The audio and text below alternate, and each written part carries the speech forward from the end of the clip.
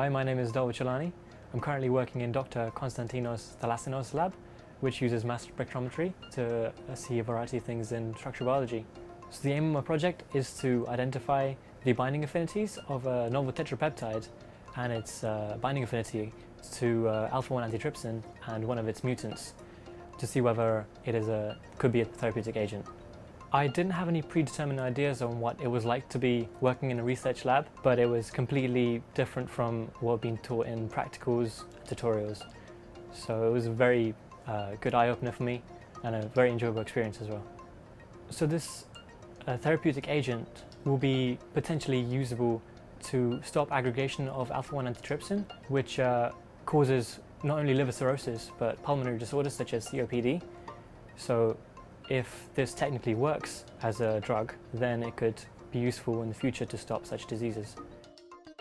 In my project I use mass spectrometry, which is a technique that compares, in my particular case, two different mass to charge ratios of a bound protein sample with a ligand and an unbound sample, and what conditions they have in order to bind the tetrapeptide.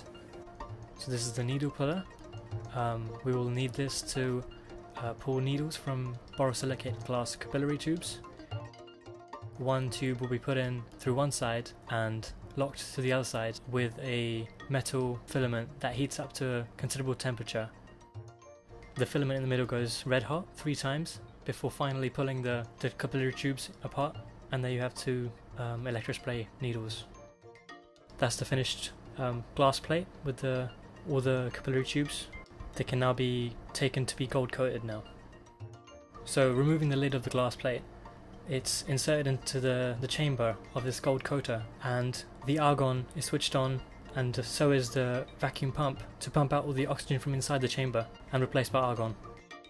This is done so the oxygen doesn't react with the gold when the capillary tubes are being coated with gold. So once the oxygen has been displaced by the argon at a considerable pressure, then it can be checked by applying the voltage, and the current travelling through the argon molecules produces this purple appearance inside the chamber, and that means that the plate is ready to be coated in gold. And here's the final finished product of the needles. They're all gold coated and ready to be used for electrospray. Now the protein sample needs to be prepared. In order to do so, we need to purify the sample and put it into a volatile buffer. I'm using ammonium acetate for this one. Usually to purify, we use a combination of both membrane and gel filtration techniques. Once the samples are essentially purified, then they are inverted and respun in order to collect the filtered content.